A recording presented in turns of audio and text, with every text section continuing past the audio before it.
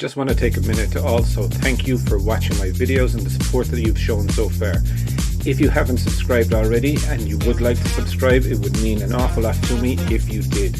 I'm starting this channel realistically so that we can all enjoy MotoGP together, with the aim of streaming a live video when the GP races are on.